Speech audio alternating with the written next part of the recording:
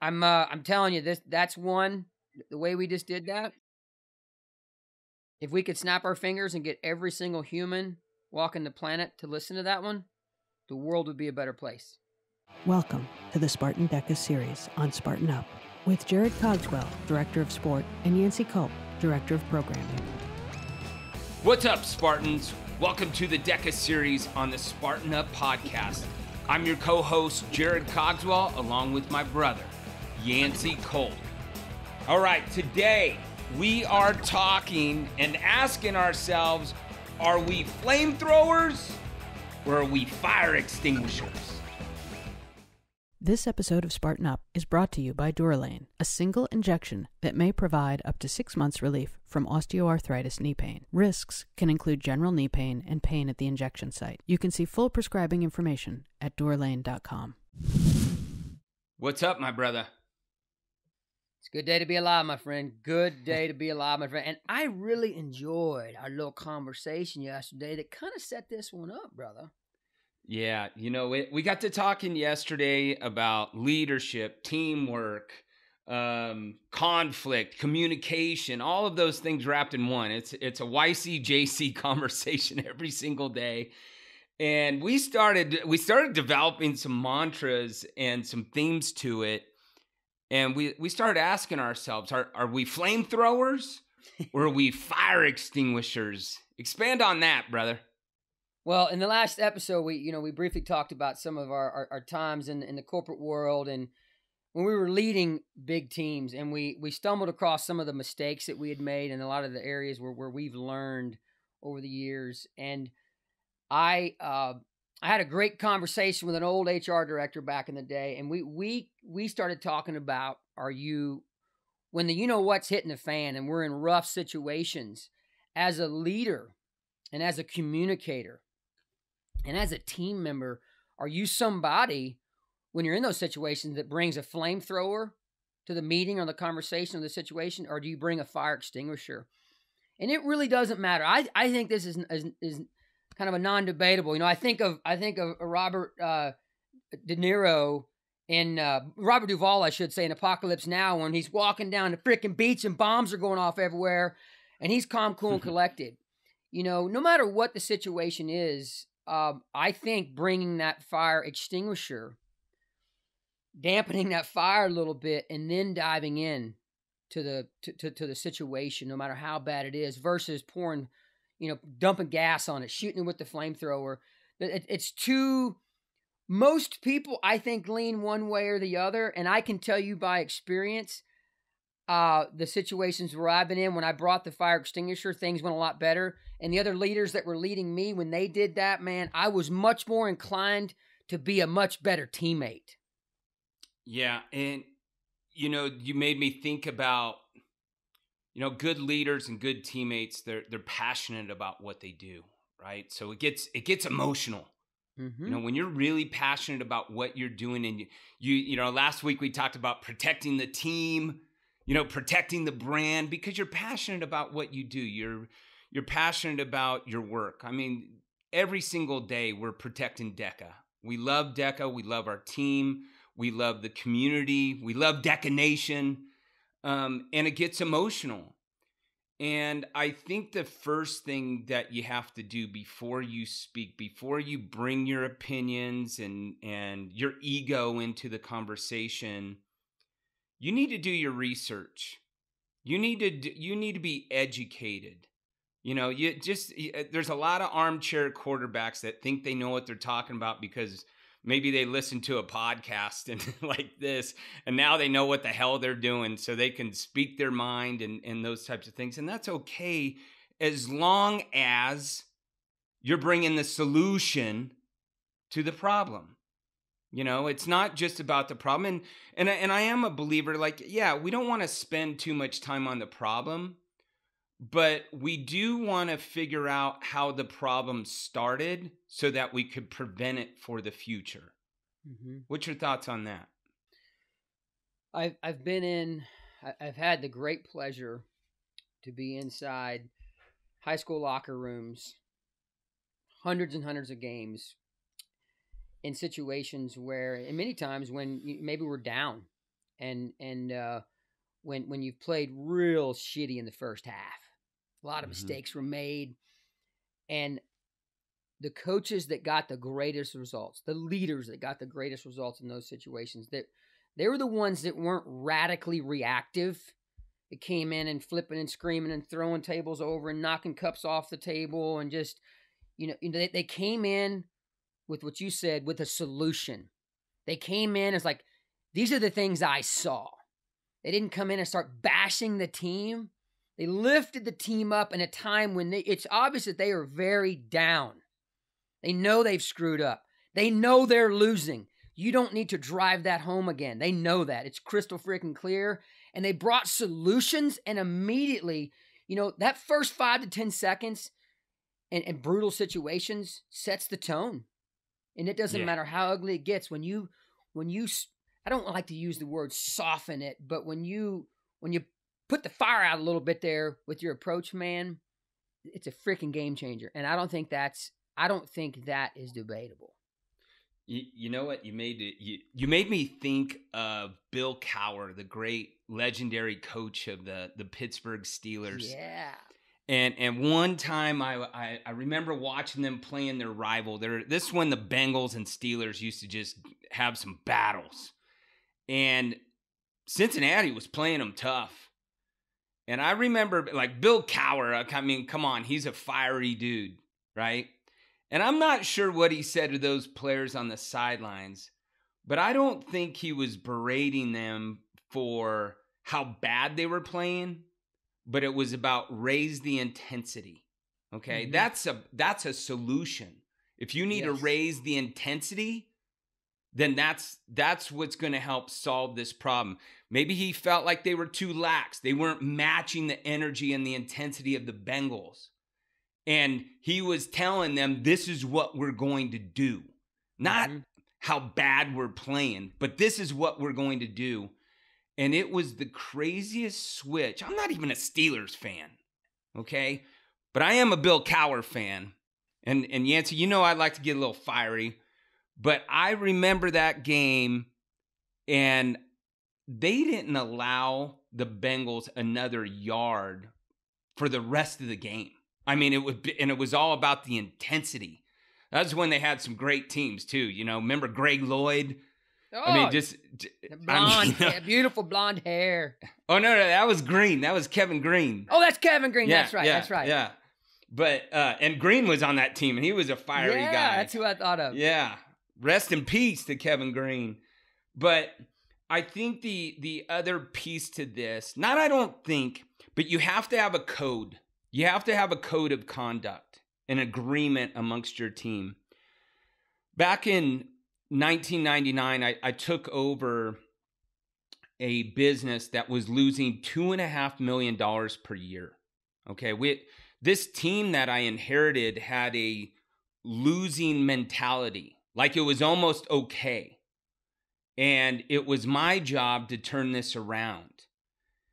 And being a young general manager, I knew I had to get consensus. I had to get buy-in from the rest of the team if we were really going to turn this around. So I started asking the team, what irritates you? What frustrates you?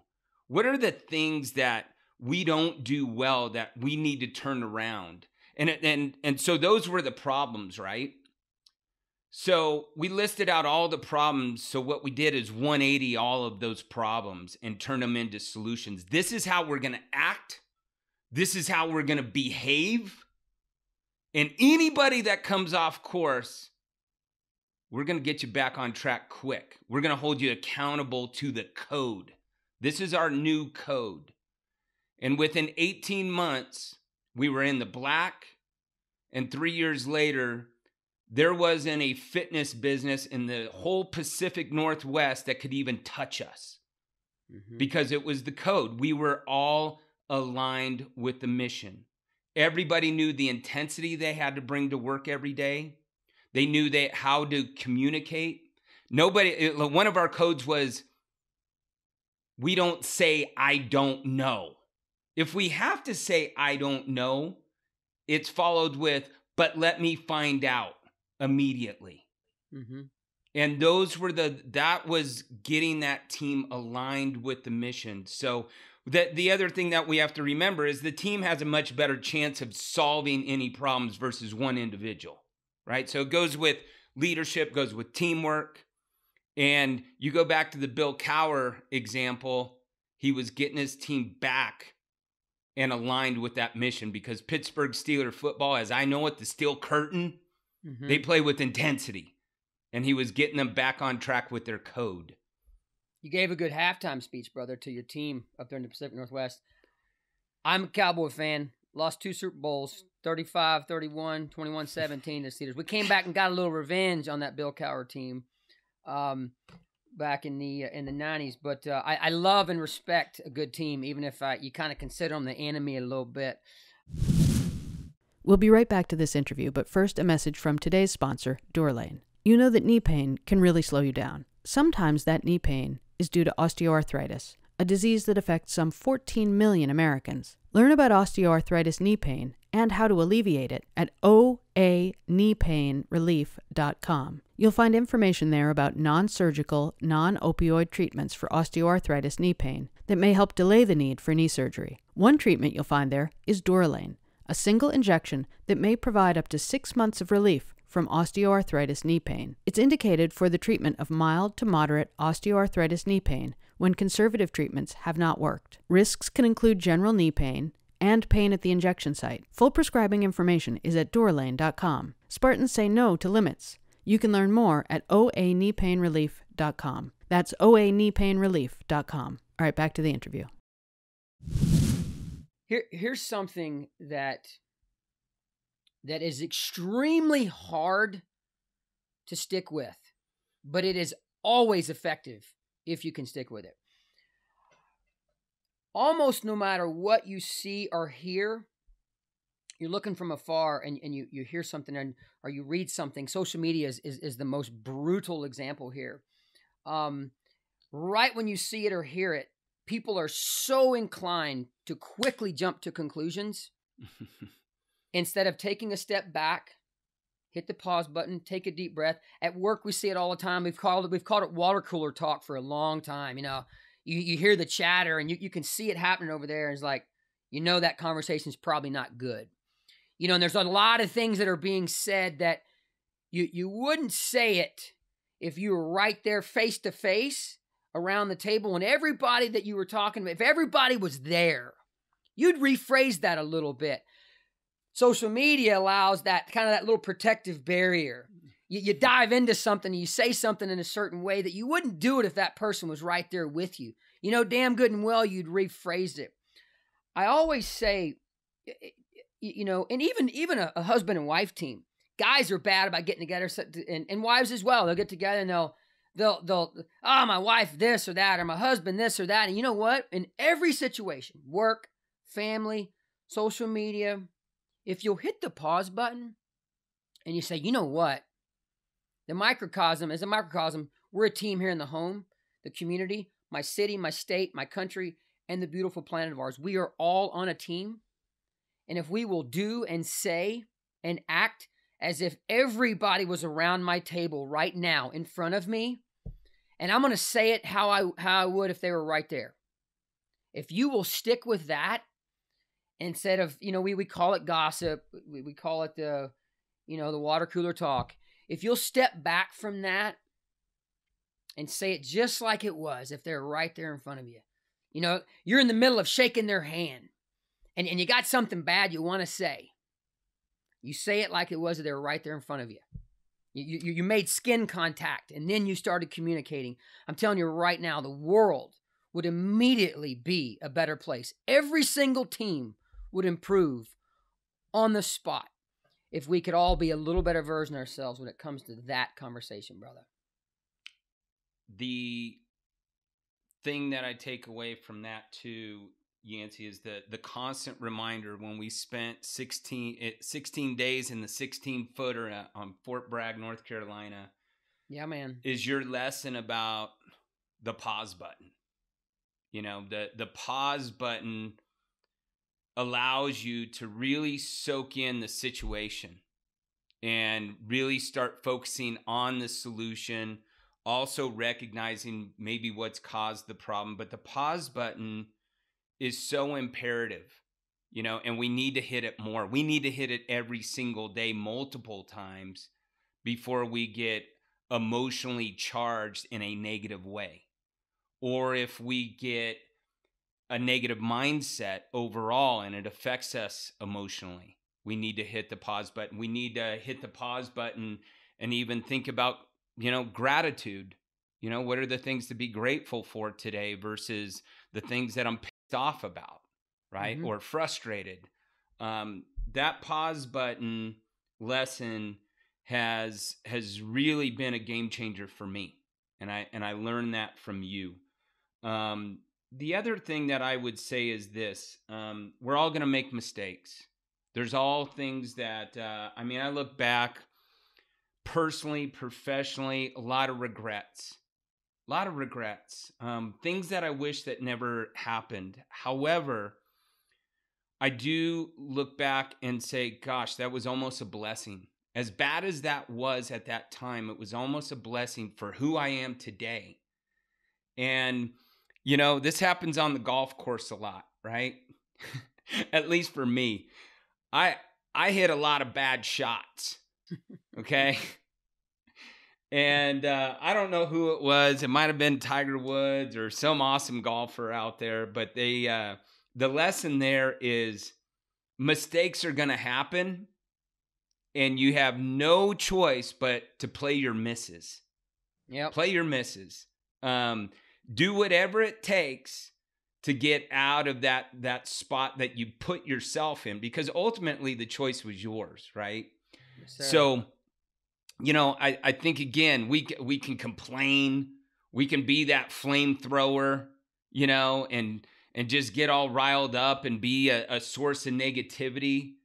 But when you have that fire extinguisher or that firefighter mentality, I think it's going to, one, you're going to play your misses more. You're going to hit the pause button, and you're going to be a better communicator. And you know what? Sometimes you just got to keep your mouth shut. Sometimes you just need to keep your mouth shut and listen. And then when you really soak it all in, then provide your commentary, your thoughts, your suggestions.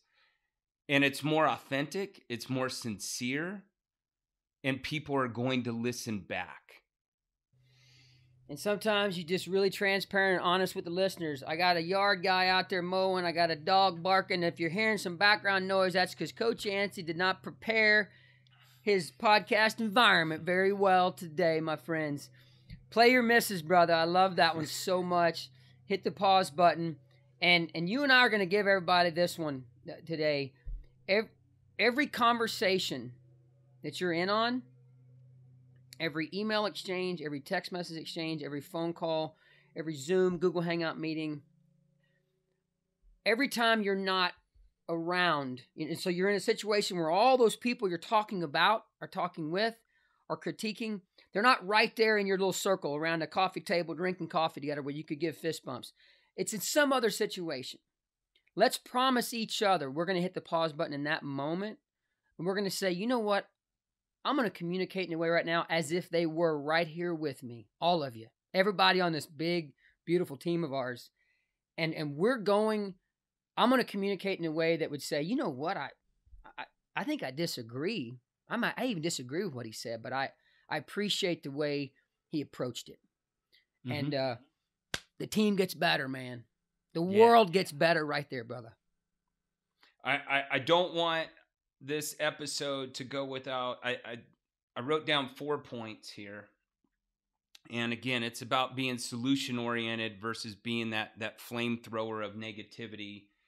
And again, at the same time, I do think you gotta throw some flames out there every once in a while to ignite the passion that's needed on an everyday basis. But when problems arise, look at the possible outcomes. Envision the future and create that visual with others and within yourself. Number 2 is think strategically, methodically. If we have a problem, how are we going to get out of this? Don't focus so much on the problem. You need to understand what caused the problem to prevent it, but focus on the strategic ways to get out of it. Number 3 is forget the excuses. Nobody cares. Okay? Excuses don't mean anything when you have a problem to solve. Forget the excuses. Just move forward, fall forward. And then the last one is always look towards your tribe, your family, your team. Look for collaboration, because all of that together collectively is going to be much better than you just trying to figure it out on your own. That's what brings us all together. You know, and it's a really special, powerful thing when you get more people involved within your tribe to help you solve problems. It's going to make you feel more comfortable, more confident within yourselves. And it's going to really eliminate the ego factor, because you're part of something bigger than yourself. I think the only thing that would have made this better, brother, is we'd have been doing this one side by side in person. And I get to spend a couple days with you here coming up at Ursa. I'm excited we're back in the game, living and loving life together with a bunch of people that love the fitness industry. We missed it last year, man. I'm really, really excited to see you. And we got our small little DEKA team there, Connor and Marshall and you and I, and the Ram folks will be there. So it's going to be a good week of doing fitness up in Dallas, Texas, brother. Yeah, it's going to be great to be in your home state. Let's go. Love you, brother. Love you too, man. Let's go. Thanks for listening to this episode of the DEKA Series on Spartan Up Podcast. Spartan Up is your partner in resilience for mind, body, and spirit. We're here 3 days every week. Tuesdays, you can find Joe DeSena, founder and CEO of Spartan, interviewing biohackers, business leaders, authors, and athletes. Thursdays and Saturdays, catch episodes from our DEKA, Endurance, Trail, Combat, and La Ruta series. Do you know someone who needs a little nudge? Maybe they could use some motivation, tactics to be stronger, healthier, happier, more successful. Tell them about our show. And if you're watching on YouTube, leave us a comment. We want to know who's watching and who's listening. Thanks. See you next time. This episode of Spartan Up is brought to you by Durolane, a single injection that may provide up to 6 months relief from osteoarthritis knee pain. Risks can include general knee pain and pain at the injection site. You can see full prescribing information at durolane.com.